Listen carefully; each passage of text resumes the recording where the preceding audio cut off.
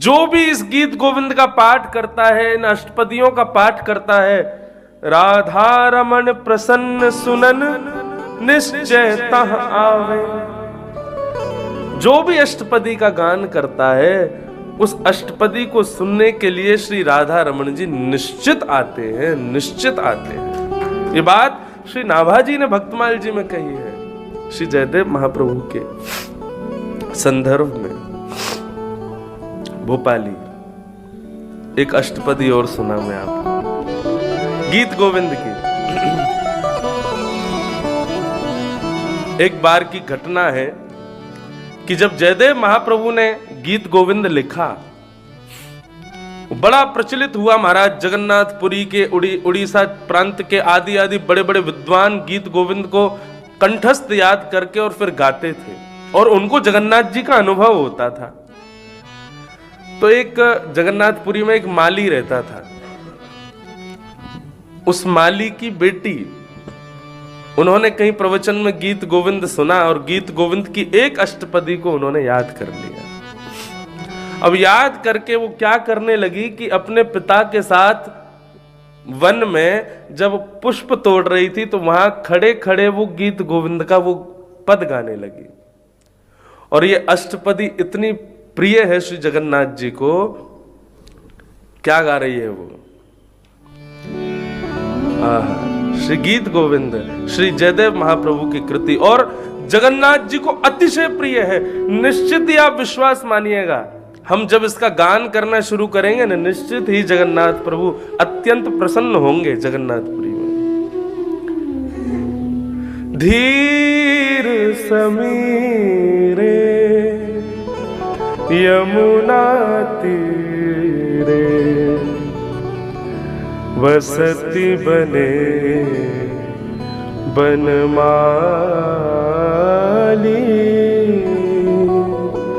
धीर समीरे यमुना तीरे बसती बने बनमाली।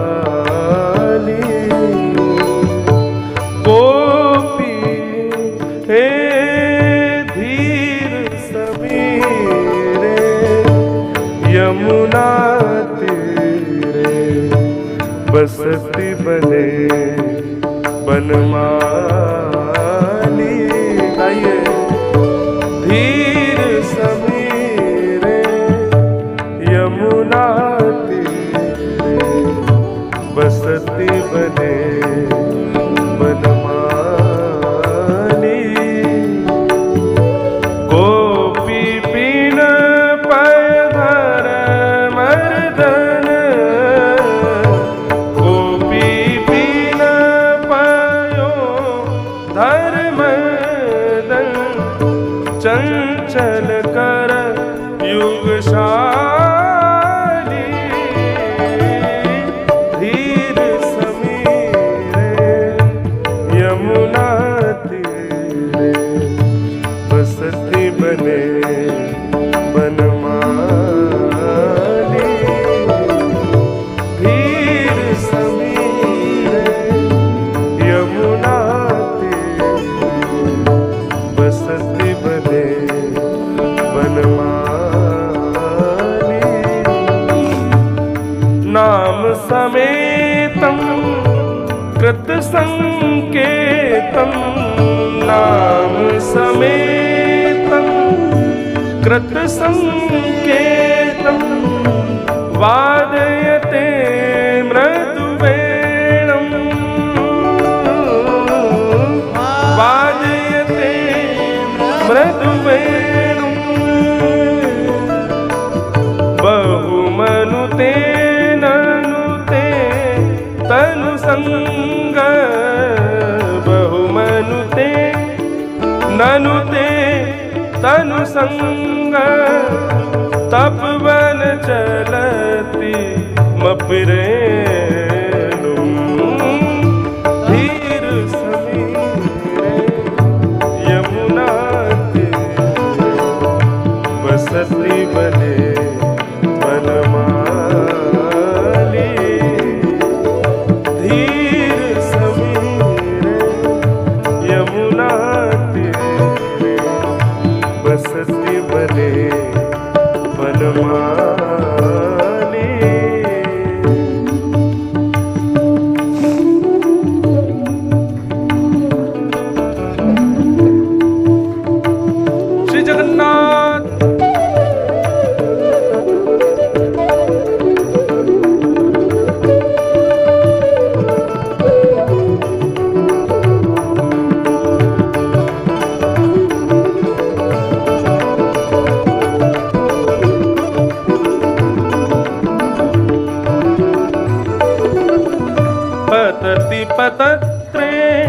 विचलिति पत्रे पतति पतत्रे विचलति पत्रे संकित भवदुपयानम्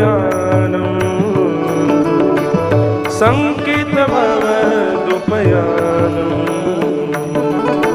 रचयति शयनं सचकित नयनं रचयति शयनं सचकित शयनं पशयति तव पंथानं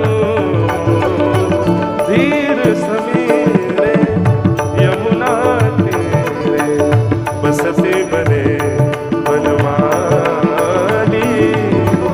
धीर समीरे यमुना तीरे बसते बने बनमाली बसते बने बनमाली बसते बने बनमाली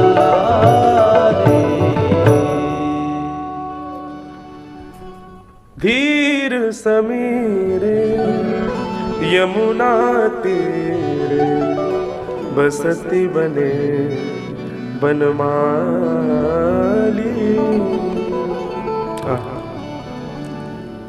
सुंदर पवन बह रही है श्री यमुना के तट पर वृंदावन में वनमाली भेष धारण करके श्री राधा रमन लाल खड़े दर्शन श्री जयदेव महाप्रभु कर रहे हैं। बंधुओं, यह सुनवे निश्चित राधा रमन पधारे श्री छप्पे में नाभाजी कह रहे हैं, और यह बात गलत नहीं है। उस माली की बेटी जब वन में पुष्प तोड़ते हुए जब इस गीत गोविंद की इस अष्टपदी का गान करने लगी, रंग मंदिर में श्री जगन्नाथ श्री मंदिर में रत्न वेदी पर विराजमान श्री जगन्नाथ जी का दारू ब्रह्म हिलने लगा, वहीं बैठा बैठा और वहीं मचलने लगे। मचलते मचलते महाराज खुद को रोक रहे हैं कि मैं ना जाऊं ना जाऊं ना जाऊं, लेकिन वो उच्च स्वर में जब गाती है तो उसके स्वर को सुनकर के ठाकुर जी रोक नहीं पाए और दौड़े हैं उसके उस गीत को सुनने के लिए। वन में खड़ी खड़ी वो पुष्प तोड़ रही है और श्री जगन्नाथ जी उसके पीछे पीछे चल करके उस गीत को श्रवण कर रहे हैं। उसको पता नहीं था कि जो जगन्नाथ जी खड़े हैं। अब वो कभी कभी जैसे कहीं पर पुष्प देखने के लिए जाती तो कहीं बहुत गहरी कुंज होती और उनमें कांटे भी होते, तो वो तो बेचारी बच के निकल जाती, लेकिन जैसे ही जगन्नाथ जी प्रवेश करते तो जगन्नाथ जी के वस्त्र कहीं से फट जाते, कहीं पर कांटा लग जाता, कभी भुजा में कहीं पर कोई घाव हो जाता।